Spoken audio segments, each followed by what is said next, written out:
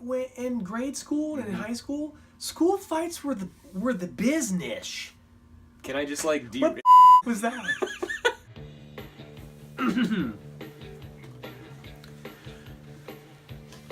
Hey, Stix. Doc, what's going on? Damn glad to see you. And we're damn glad to see you. What are we doing tonight on Doc Culture? Well, we just watched a movie. We did? From 1987.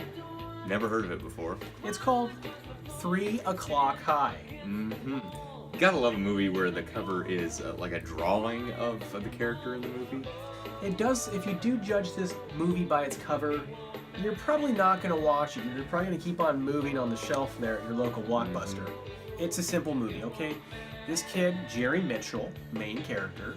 By the way, you're not going to recognize anyone in this film, right? No, well, the heel bad guy in this movie is the bad guy from Kindergarten Cop. Which, someone once told me a couple years ago, hey, you know who you look like? Denzel Washington? Hey, you look like the bad guy from Kindergarten Cop. And I was just like, you know what? I was kind of flattered, okay? He had a beautiful head of hair. Young Jerry Mitchell wakes up. He's late for school. His tire on his car is flat. But it doesn't matter. He still pulls women. Women want Jerry Mitchell, okay? He's the type of guy who has a nice sweater on with a nice collared shirt on underneath popping out. Women want Jerry Mitchell. He gets to school, and word on the street is there's a new kid in town. Yeah. Buddy Revell. Buddy Revell reminded me a lot of Patrick Verona from 10 Things I Hate About You. Yeah, who's also the same guy as Heath Ledger in that movie. Yeah, exactly. Like this new kid to school, bad boy. He's a bad boy. Leather jacket, white shirt, blue jeans. Mystery about his past. Like he had sex with a snake at some point. He beats everybody's asses who lays a hand on him. Exactly. 1980s high school films. I love them. You love 80s movies more than anything in the world. At any rate, back to Jerry Mitchell. Yes. Okay? He works for the newspaper. The guy does everything at this school. He's got access to everywhere. Except to go to class. He doesn't go to class. Yeah, he's in class sometimes. He kisses teachers. He smokes in class. Now that's what I call a book report.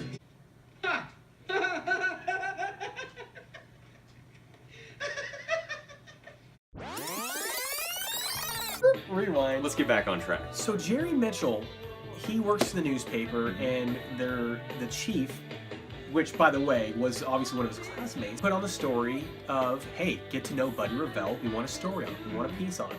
So he's in the bathroom. One of the 19 times Jerry Mitchell's in the bathroom, and he sees Buddy Revell taking a piss, and he's like, you know what? Hey, buddy, my name is Jerry Mitchell. I work for the newspaper. I want to do a piece on you. Hope you don't mind. Buddy Revell does not like to be touched. Everybody knows it. Can I just say, really awkward way to like be like, hey, how you doing? And this is what happened, no joke, in the scene.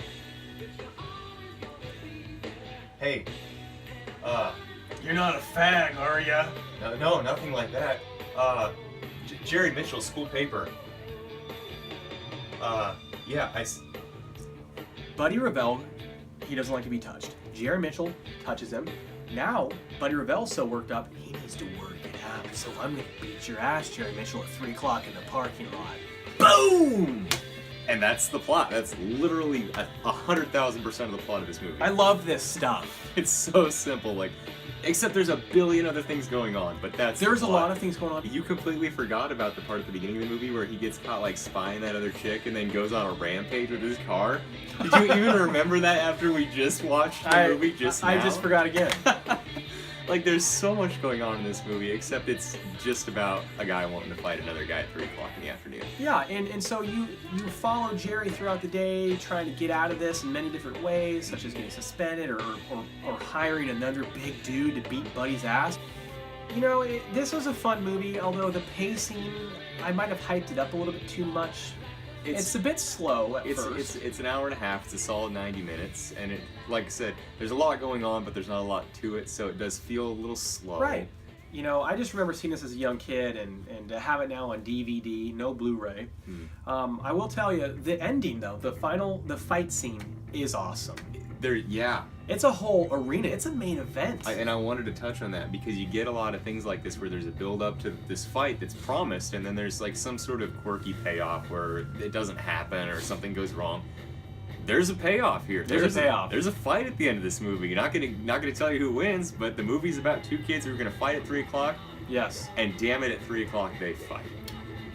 I think the only shame here, though, is when you talk about great 80s films and great 80s bad guys in terms of like the high school area, like the Karate Kid bad guy, I think Buddy Revell is one of the best. I mean, his presence. He didn't have a lot of lines. Yeah. He didn't need a lot of lines. No. But the guy was a badass. And you said you'd seen this when you were a kid, and the Buddy Revell character really stuck with you, the brass knucks. Straight up, I have a pair of brass knucks. Because of Buddy Revell. Because of Buddy Revell. Yeah. Have I ever used them?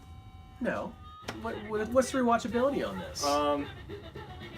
I don't think I would ever watch this again of my own volition, but if somebody said, hey, do you want to watch this? I'd be like, yeah, I'd be down to watch that with you. I think that says a lot, Stix. Yeah. I think that says a lot coming from your personality. Yeah.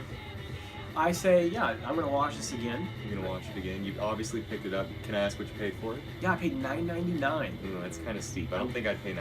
I went on Amazon. I couldn't find it anywhere, okay? I might find it on VHS somewhere, but that's besides the point.